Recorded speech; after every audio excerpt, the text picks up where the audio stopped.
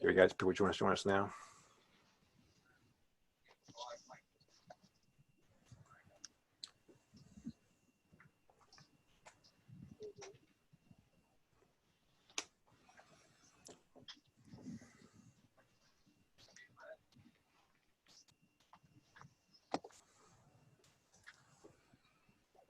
Those who just joined us, we're just waiting for a few others to join and then we'll get going in about 30 seconds. Thanks for waiting.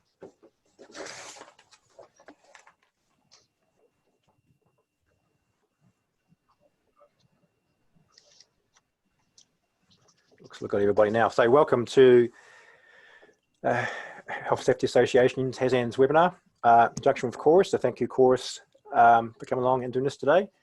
So the webinar today is Chorus, its journey through COVID-19 and beyond.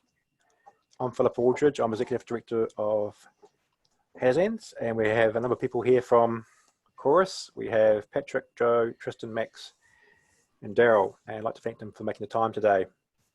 So today I'll be talking about how they've maintained essential services during COVID-19, managing ambiguity, working with their service partner companies, such as Downers and people like that, communication across Chorus, working from home, and other key learnings and things for the future. So today, in terms of logistics, so I'll hand across to them shortly. So it'll be about 20-25 minutes presentation from the Chorus team, which will be great. And during that time, or after that time, there'll be a Q&A. So if you look at the bottom, there's a Q&A button. So please put your questions in there. Please don't use the chat, so use the Q&A bottom. And just to let you know that this webinar has been recorded and the presentation it will be available as well. So they'll be sent out tomorrow once we get going. Okay, over to you guys. Okay, thanks Philip. And we'll make a start. We've got a couple of panel members dialing in. They'll join us shortly. So I'll just let you know who's on the line. Max Riley is with us. He's the head of business resilience, or head of health and safety here at Chorus. And he kind of had overall responsibility for our whole response. He was doing a lot of things in a lot of different areas. Daryl May, head of planning and infrastructure programs, he's with us as well, and he was responsible with really looking at our field service, what our technicians were doing or not doing, and their response during COVID. So he's joining us as well. Jo will join us shortly. She is head of people and culture business partnering, so HR, and she really took the lead on our internal response. So she'll be joining us shortly to have a chat about that. And Pat Nada is our national lead for safety. He's been with us for a number of years, and again, really responsible for helping with the field response, but also internally with discomfort and working at home issues. So he'll be with us along shortly. My name is Tristan. I am a business improvement lead in the health and safety space. What we'll do today is I'll kind of run through the presentation and bring these guys in to have a chat about their certain areas. But first of all, let's just have a little bit of chat, because you might not all be familiar with what Chorus is, what it does, and how it does it. So Daryl, I wonder if you could just kind of just give us a bit of an overview of what Chorus does, how it operates, and why and how we were kind of set up. Sure, thanks Tristan. Chorus was created by demerger from Telecom in 2011. And that was done to enable Chorus to participate in the government's ambitious program to deliver fibre to the home to about 75% of homes in New Zealand. We completed that project last year, and now we're working with the government to expand that footprint for fibre to the home, or ultra-fast broadband, to a little bit under 90% of the population. So essentially we build and manage the largest infrastructure, telecommunications infrastructure network in the country. We are a wholesale service provider only, so we sell our services to retail service providers, access to the network, who then package it up and sell it to consumer businesses and residential customers. Internally, we've got about about just under 900 employees, I think we are at the moment, located in 4 main offices across the country, but also about 10 regional locations we have our people based in. And most of our services are delivered through partnerships with some service providers, and there's about 17 or 1800 technicians in the field that are either employees of those service partners or contractors or owner-operator type model in place with those operators. So that's sort of how we're set up to deliver broadband connections and capability to New Zealand. Great. Yeah, Chorus has Max, 1 second, just follow up here. For those who are not speaking, can you put your phone on mute or your connection, because there's a bit of background noise coming through. Thanks. Could be me. I'll just make sure that I go on mute as well while people are chatting. Great. So it is a bit of an interesting setup. We have a core team of internal staff and then service companies who manage field staff on our behalf, and all of those organisations have their own kind of PCBU responsibilities, and it's an interesting arrangement.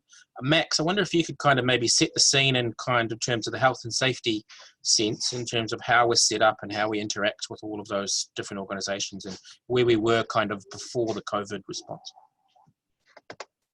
Yeah, for sure. So look, and building off Daryl's component part, Chorus, although I think a lot of businesses understand and know Chorus, we're not in the front sort of limelight like the retail service providers like your Vodafones and your Spark and 2 Degrees in this sort of a circumstance. But what we have found over this process is the importance of a good, strong connection in many different ways, from a people connection, but also, you know, working remotely, working from home, an amazingly fast and reliable fibre connection.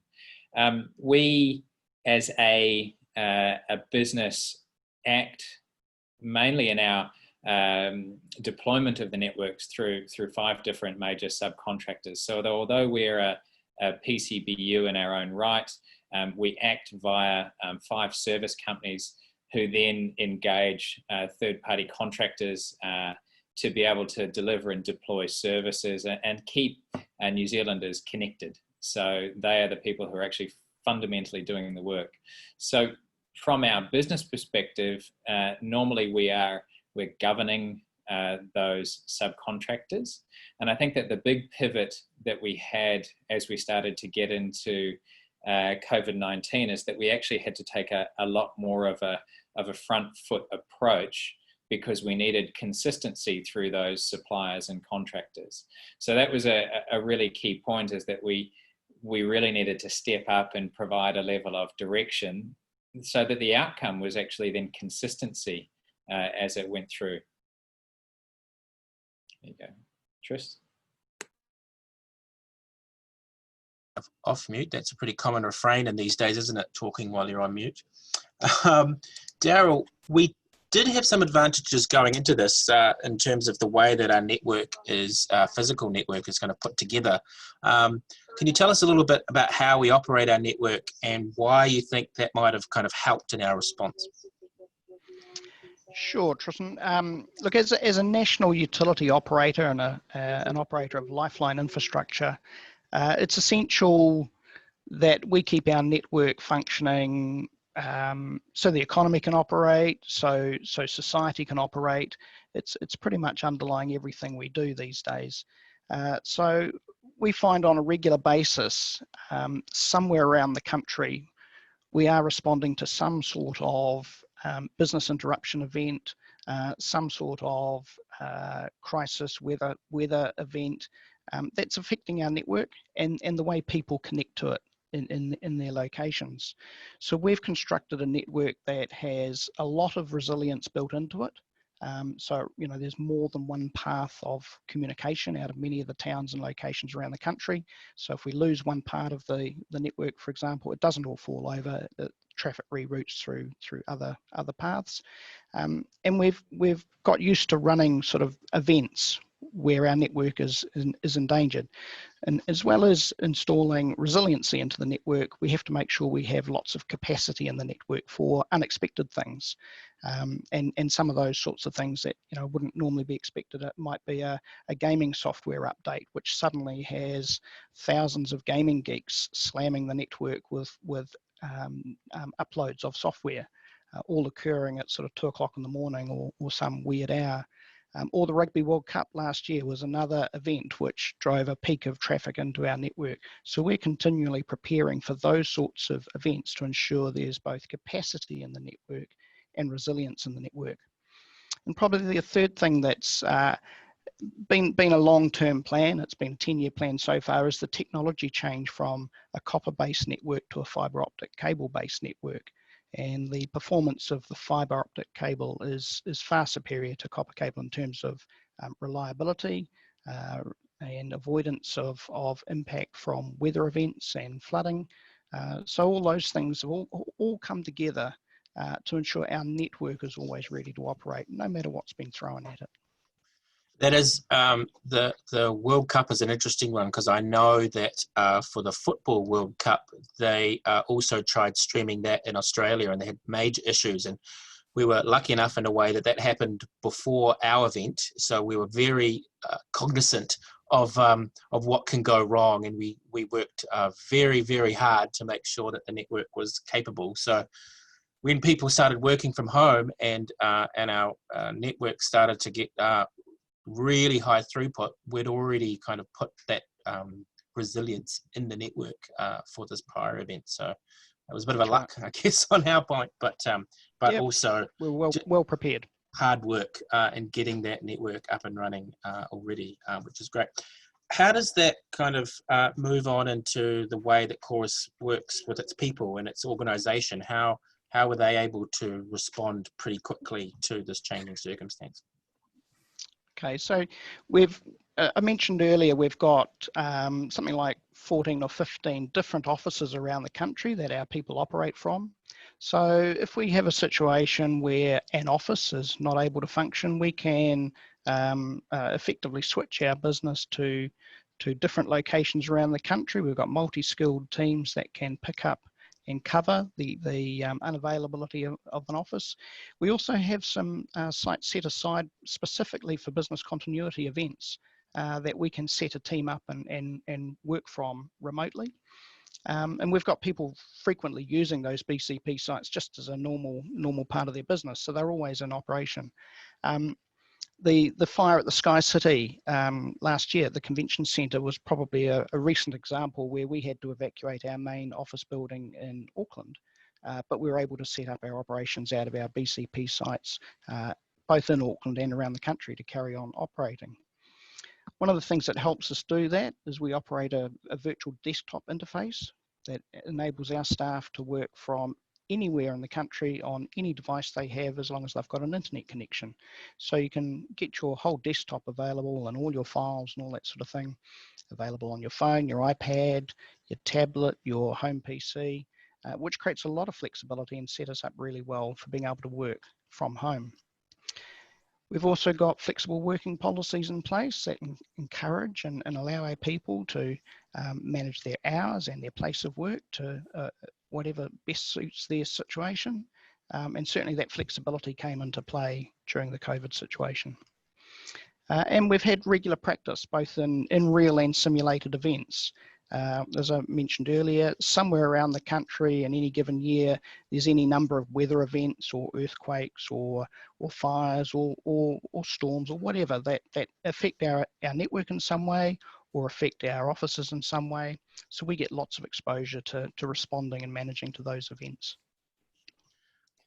And I guess, guys, the interesting component part to that is that although we had lots of practice in events like that, COVID-19 was very different. So the level of ambiguity of how long it was going to last for and what type of effect it was going to have was quite different. And although Chorus had established pandemic plans based on SARS and previous influenza pandemics, I think that New Zealand businesses are very strong at their planning for earthquake and other events where you're not actually fully turfing everybody out of the offices or fully deploying or locking down. This was quite unprecedented. Early on in our planning, we had to very quickly establish what the future protocols might look like, and also what the potential longer range scenarios were going to be. Daryl and his team had to then operationalize those scenarios where you almost had to pull out the crystal ball, have a look at the New Zealand pandemic plan, and then try and solve for what might be the future. We were, I think, well planned, but also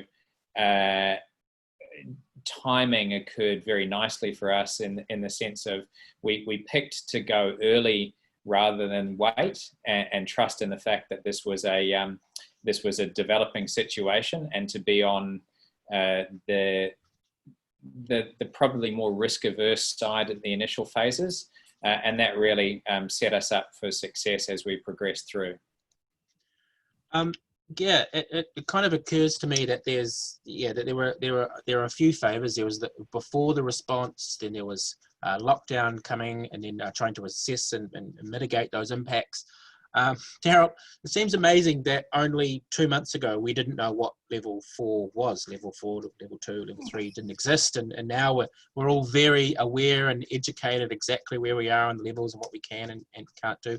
Can you tell us a little bit about that time when we were moving very quickly? I think we only found out about the phases a few days before at level 4, for instance.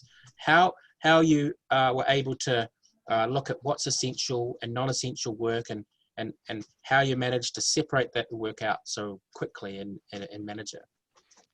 Yep. I think the key to it was in the messaging that we saw in the original briefing about the lockdown process, and the thing that stood out for us, or for me personally, was the use of the phrase necessities of life rather than essentials for commerce. Now, the telecommunications network is essential to life fundamentally. It helps our economy move and helps people socialise.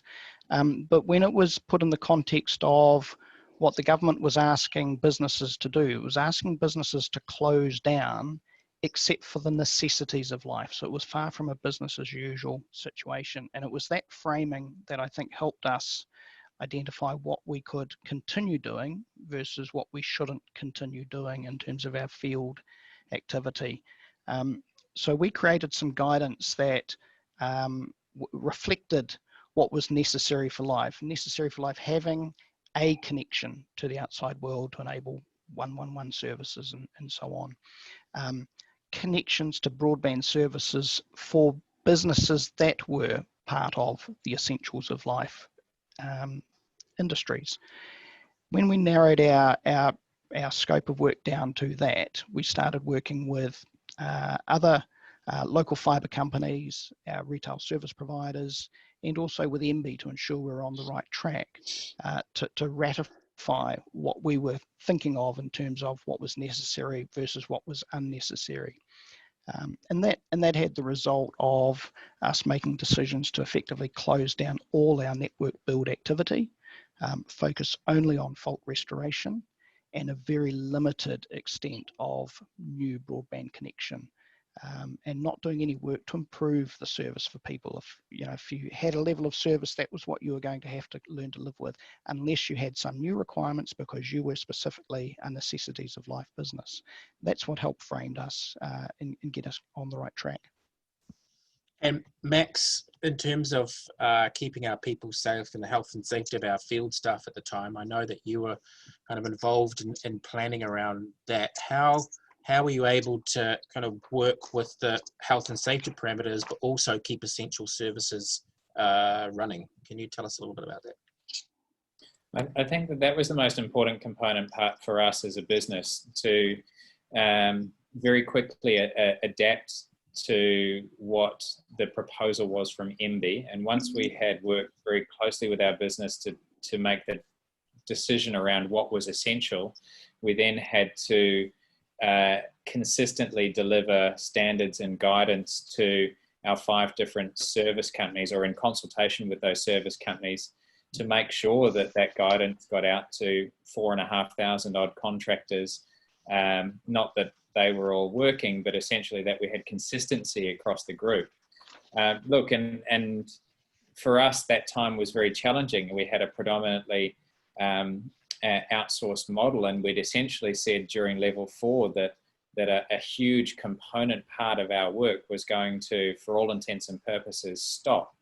But that didn't mean to say that we couldn't stop managing faults and providing essential connections where it was important for people from either a work perspective or medically required.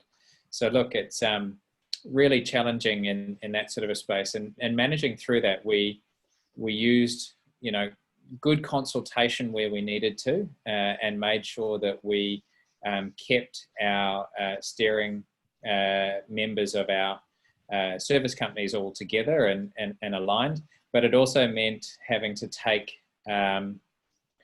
once we had made a decision around a particular standard, we had to hold everybody to account for that.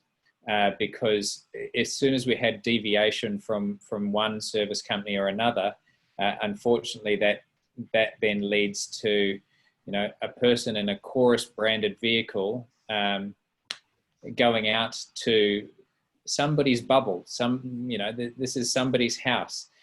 We were told about the fear of COVID transfer, and our work was occurring potentially inside someone's house. And we needed to make sure that there was consistency across all. And we did that through clear communications to our service companies, through good consultation, and then putting in practice very fast mechanisms for rolling that out. I know that our early discussions on COVID-19 were if everyone gets sent home to isolate and be separated from each other, part of our core business is actually going into those homes. So what do we do if someone has a fault, particularly if the government is saying, look, work from home, we need to make sure that people can actually do that. So how do we keep ourselves and them safe, but also, you know, keep the economy running by allowing people to work from home? So I know that we spend a lot of time thinking about how we would make that happen. Pat, you've spent a lot of time working with service companies. And so Max has kind of laid out we needed consistent messaging and we needed service companies on board. Can you maybe tell us what were the challenges? There's a number of different service companies, thousands of technicians on the ground all over the country. How do you get all of them on board and working, like in that planning phase, for instance? How did you get them all on? How did we get them all on board to do what we needed them to do? Morning, Tristan, and morning, Tristan, and kia ora tātou katoa to the rest of the participants on this webinar. Look, I think the journey for COVID-19 started very early. So actually all of our service partners were thinking about the same stuff that we were as a business leading right up to level 3 lockdown. So the fact is that they're all quite different businesses. They all run slightly different business models, but they were all thinking about the same sorts of things. So really all that they needed was some high-level guidance that pulled everything together for them. Daryl talked a little bit earlier about how we managed to establish what essential services meant for our business.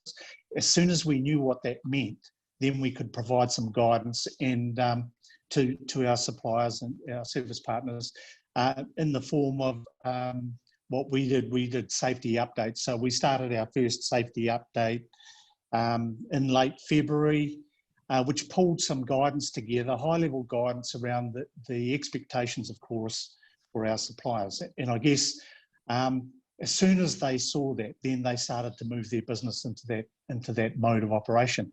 The other sort of things we put in place were we needed to understand, I guess, that we needed to have a level of assurance that things were being delivered in the field, that the guidance that we had delivered was actually being delivered in the field. So we were asking our service partners to also come back to us and start to demonstrate how they were confirming the guidance being delivered. We were getting lots of customer feedback, and I guess, you know, things like PPE was a biggie for us, because PPE is visible, the optics are everything. Our customers expected us to do certain things. We expected our suppliers to do certain things, but also our technicians in the field wanted to feel safe out there. So there was a combination of things that went into establishing what PPE looked like across the work activity that we had. But in a general sense, I think everybody was thinking the same way, but just needed that high level guidance to pull them into line. Yep, Answer that, Tristan? Yes, yeah, and it's one of the things you learn early on in health and safety is that how terrible of a control PPE is, but how important the importance people place on it. So it's always an interesting kind of dilemma of PPE. I need all of this stuff to make me safe, and it's like, well, actually, these other controls will actually make you safer, but you can't see them, so you don't put as much importance on them as perhaps you should. And this was an interesting illustration of that during COVID-19. Max, I know that you had a part to play in this in terms of some real tactical stuff happening particularly over the lockdown period. You just want to talk a little bit about some of the practical stuff that we did out in the field over that time. Yeah, look, so practical things that were occurring in the field, we didn't actually get anywhere near the field, and I think that was the important component part, is that we chose to ensure that our chorus people didn't breach the intent of the lockdown, which was to, you know, under level 4, reduce the risk of transmission. But what was occurring in the field was that our service companies and partners were being able to, you know, flex and try new forms of technology to record compliance in a different way. You know, so previously, where they might have been doing inspections, they were using variety of different either in-house apps, external apps, taking photographs, recording team meetings, recording toolboxes. But also what we found interesting was that our techs were in the public domain, you know, so we were on display for social media, and everybody standing at the end of their letterbox who decided to take a photograph of one of our vehicles or the work that was undertaken, they would quickly jump onto social media as the curious neighbor to say what we were doing. And you know, what I was really proud of is that when we investigated each one of those social media issues, it turned out that our workers were actually complying with the obligations. Even just to get those workers out in the field, though, our service companies all rallied around the general cause and were participant with enabling you know, everything from personal protective equipment to those working practices to get out in the field through a variety of different platforms, but also, you know, even just being able to pick up the phone and ring people as well. So, you know, there was a huge shift, and I think that what we've learned through the process is there's no particular perfect channel, and that getting information out and communicating to people, you have to go wide, but definitely your best form of feedback is social media and people's response out in the field. Yeah, and we were chatting beforehand, and I think generally the social media response to Chorus's activity over this time has been pretty good. The public certainly hasn't been shy of letting people know when they think they've got it wrong. So I think the feedback that we have got has been really good.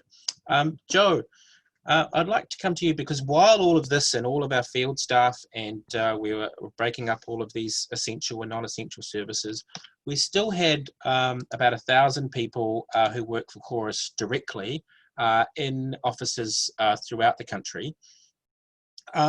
So we spent a lot of time thinking about how we would manage them.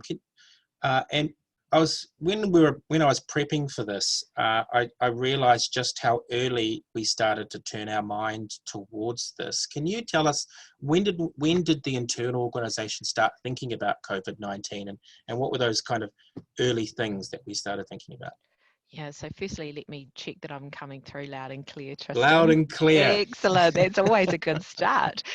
Look, in terms of when we first started thinking about this, it was back at the end of January. I took an extra long break over the Christmas holiday period, got back after Wellington anniversary weekend, and COVID was firmly on the agenda at that point. So we started communicating with our people very early in terms of what we were seeing and hearing, what it meant for us at Chorus, and what it is that we needed people to do. So right back at the end, from the end of January, we were really engaged in keeping people updated and on that journey. We had an event team who met regularly. We were feeding into our executive team, and that really set ourselves up well for being able to kind of really ramp that up over time as we needed to. But communicating with our people is incredibly critical whenever we have anything going on externally or internally. And I know that during pre-levels and going into lockdown, we'd actually arranged the week before to have a bit of a limited trial of people working from home, just to see how the network would stand up and how it would go. That trial suddenly became a reality for everybody.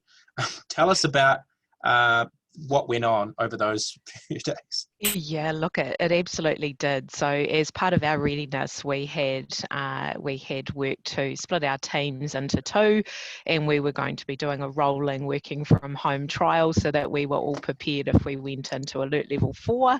And lo and behold, we sort of had a 48-hour notice period where we sort of quickly went through alert level 3 to alert level 4, and before we knew it, our trial was becoming our new way of working. So the good news is there'd been an awful lot of work go into setting ourselves up for that, to creating all of the communication channels for our people so they knew exactly what was happening, when and why, and what we needed from them.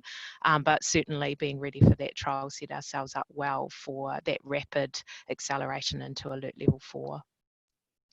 Great. And one of the things I wanted to ask, and someone's also kind of referring it into the Q&A, is communications with our staff. I think we've been really strong in that area.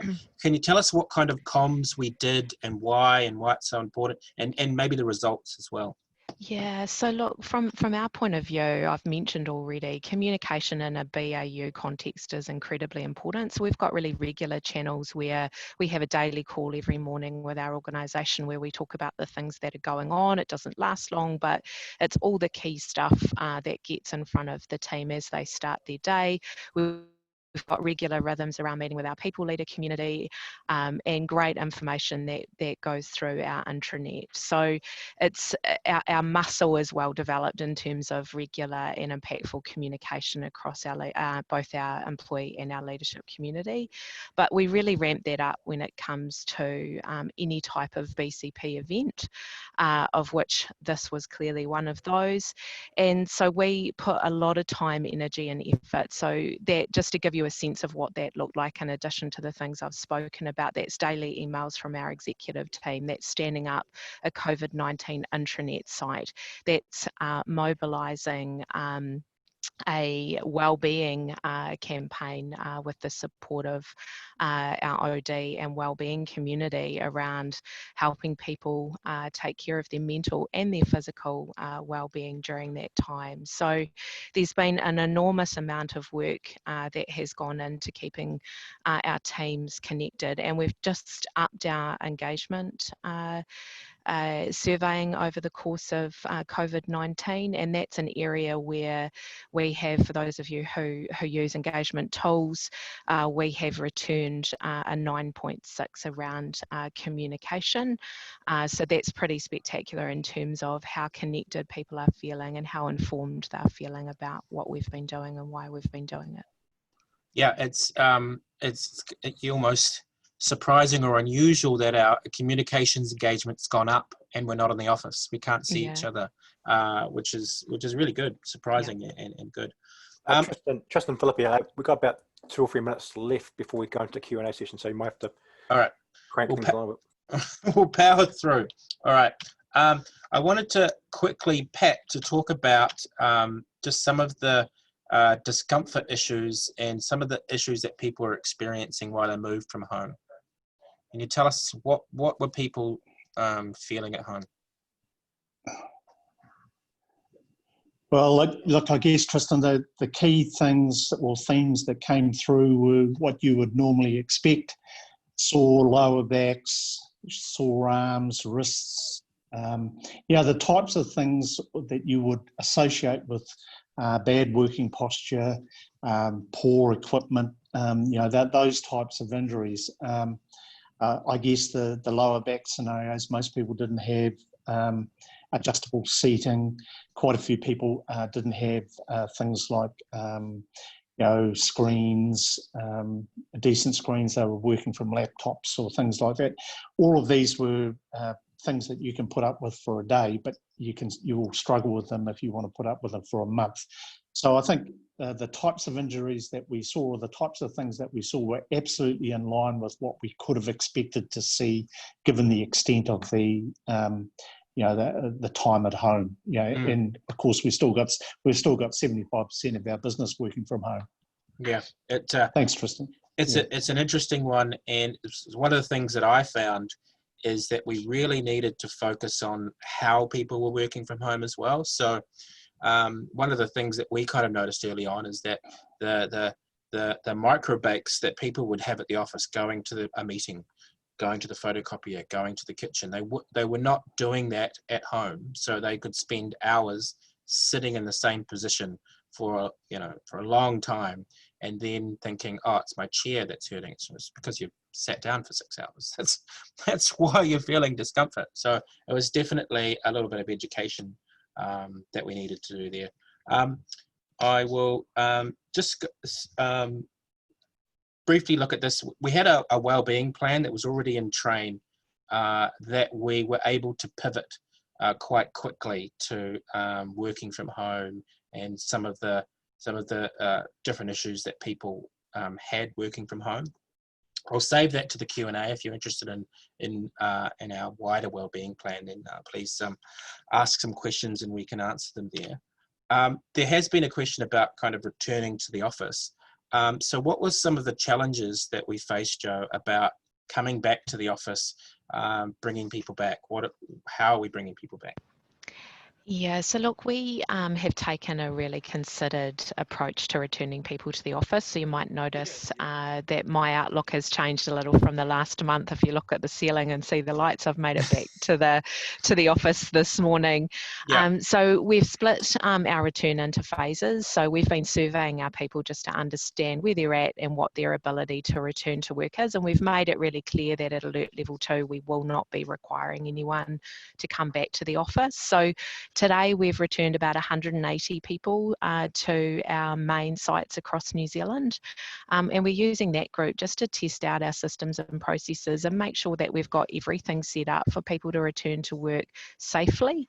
And my experience this morning has been a really positive one. At the top of that list is being able to see faces I'm not related to. So I've really enjoyed that this morning, not to mention my Mojo coffee on the way up to the floor. But we've taken a really considered approach. We're about to survey our employees again later today to understand who wants to come back as part of a phase 2 return. And we anticipate that'll get us up to 75% of our people back working from an office at some point during the month of June. There we go. I was in an open office, so someone was having a chat before. Great. It's just occurred to me that through our discussion that we were going to run a trial about working from home. Now we're running a trial about working in the office. How Boy, yeah. life has changed. It's ironic, isn't it? Life has changed. Okay, so we'll get into the Q&A. Just before we do that, I just want to do a quick round the table and from everybody, what was your top lesson that you've kind of learnt over the time over this kind of response? Maybe Daryl, we started with you, so let's go to you. What have you learned? Probably the most important lesson for me out of this was to have a really simple 3 or 4 step frame for your priorities and be really clear about who's owning each priority at any point in time. That really simplifies things down and keeps it something people can really understand and move forward with. Yep. Pat, what have you learned over this time? Hey, look, I'm in Daryl's camp. Keep it simple. Because I guess given the number of people that we were dealing with around safety, keeping it simple meant that instructions were the same all of the time, right through the supply chain. So I think simplicity is absolutely the way to go. Yep. And Joe?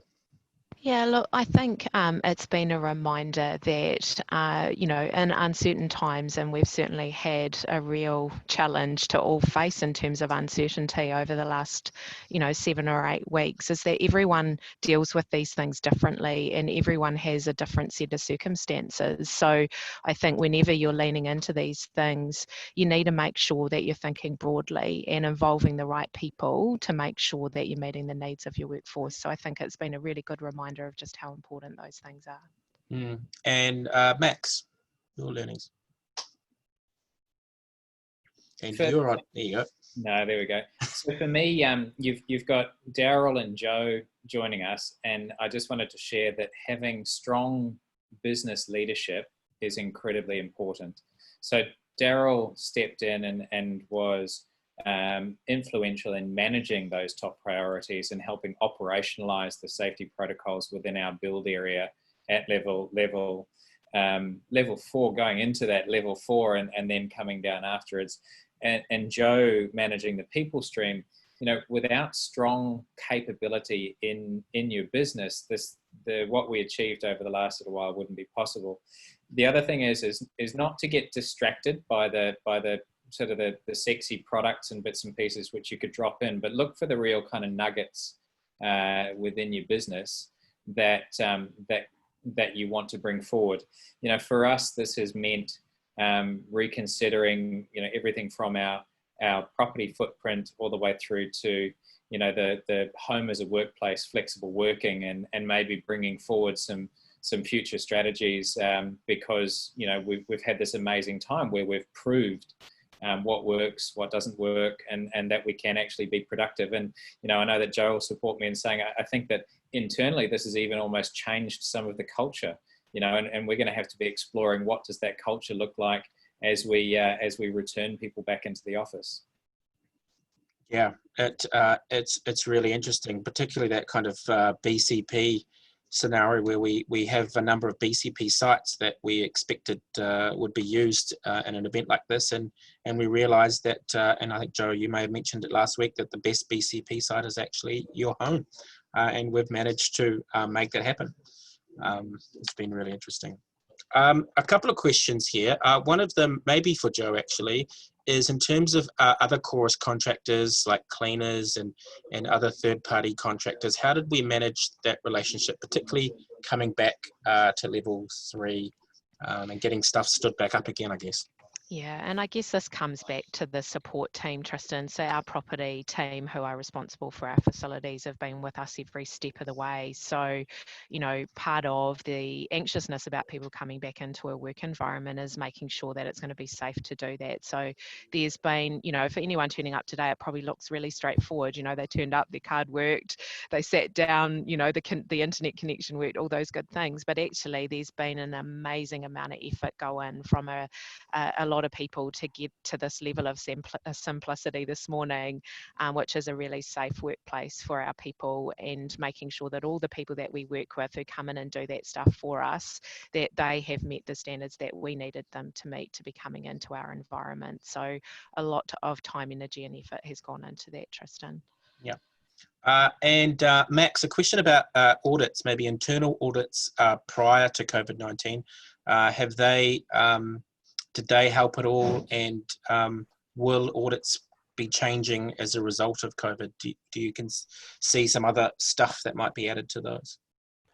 Tristan, what's one thing? Can you stop sharing your screen? Yes. Just to have everybody on video. Thanks. There we go. Perfect. Yeah, for sure. So look, in terms of internal audits, I guess you're talking about our entire kind of end-to-end assurance processes. Within the first couple of weeks, our internal physical assurance processes had pretty much ceased, and we were looking at, how could we adopt more digital processes, because again, that wasn't in line with the government's requirement. And I think that through that process, we've also learnt that there is an opportunity to think more digitally about how we actually undertake those assurance activities. Assurance can take many forms. In some ways, during, I think, as I said, the return to work at level 4 and level 3, a very interesting form of assurance was the almost daily reports from people at the end of their driveway becoming our auditors, looking at the way that our service companies were working actively in the field.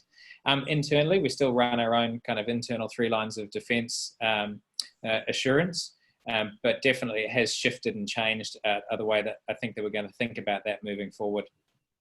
Yeah. And a question here for me, actually, because I put that bullet point in terms of established groups of people in the learning section. So what I meant by that is we had a wellbeing team set up, which was meeting regularly always, and those champions were able to communicate messages out and help with initiatives right from the get-go. We didn't have to stand these people up. They were already there doing other wellbeing initiatives, and we were able to use those existing networks, if you like, to pivot very quickly to what does working from home look like, for instance. What are people feeling? What are the kind of things, webinars, etc., should we set up to chat about those kind of things? And it links to that other one about no quick wins, right? And what I mean by that is that because we had those networks in place, we were able to use them. I think if we'd had to stand them up at the start, we would have lost time and effort standing things up before we could actually move on it. And as we were saying before, things moved daily. We were writing procedures, and then daily they would get wiped out because the alert level would rise or something else would happen and we'd have to start again. But we're able to do that because their networks were in place and resilient, and we're able to move that. Great. That's the questions I have there. The question here, maybe it's to Pat or Max. How did Chorus, on return to level 3, ensure that key contractors were supported in following the Chorus cleaning and work procedures correctly? So basically, obviously, procedures. How did you make sure that they were being followed by all your, I don't know how many thousand people you have out in the field, by subcontractors?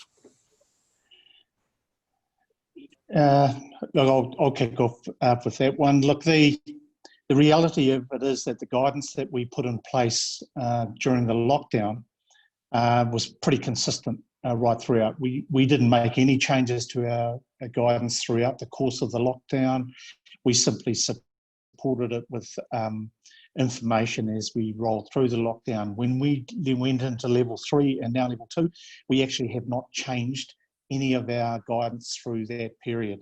What has changed is that some of the, I guess, the intricacies of things like social distancing, that type of thing, have changed slightly, but actually our guidance has remained as it is.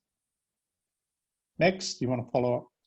Yeah, and when we talk about the practices moving from level 4 to level 3 as well, and making sure that our service companies were supported, level 4 was the biggest challenge. There was a scarcity of personal protective equipment. There was a scarcity of knowledge as to how this would actually play out, and we had some obligations to fulfill as a lifeline utility, as well as delivering essential services. Actually, it was just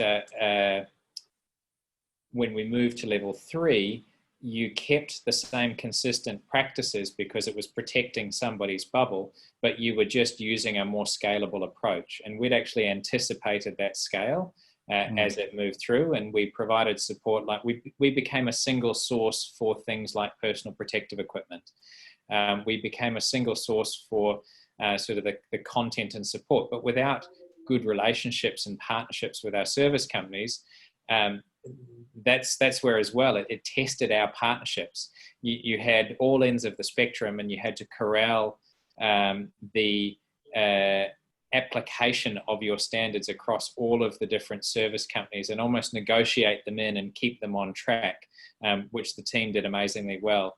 And I think that through that and longer term, you know, not only have we supported them from a safety perspective, but we chose to look after our downstream contractors in regards to their financial ability to continue on as a business as well. So we've put quite a lot of effort into, you know, demob, remobilization, cost support, being able to help support people who were connecting during that time, similar to the workers in supermarkets, allowing people to claim a little bit more financial support during that time. Made sure that we were ready with shovel-ready projects and the like. So really helping to sort of kickstart off the back of some negotiations with the Minister and MB back into future work. Daryl, did you have anything sort of further around service companies?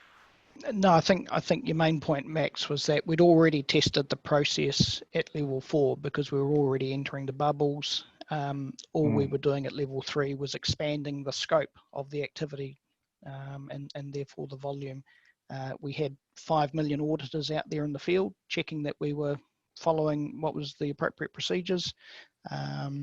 So apart from providing the support in terms of the sourcing of the PPE, there wasn't much else for us to do or change as we entered level 3. Great. I think we're about out of time. Any final questions, please fire them in via the QA at the bottom. And just a reminder that we'll send out the presentation and the recording probably tomorrow, so you have a chance to look at it if you missed the presentation or parts of the recording. There's no more Q&A. Any more final questions or comments? Tristan, Daryl, Patrick, Joe, Max?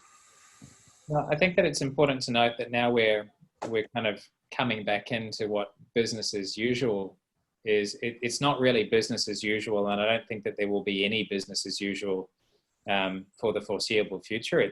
It's what is our new normal, and how can we learn from the things that we have practiced during COVID and bring those into the way that we want to act and keep our businesses fresh and New Zealand new as we move forward. So look, I think that for us, it's the gems of what does this look like for our culture, for a, you know, home as a workplace, and how does this build into our property strategy.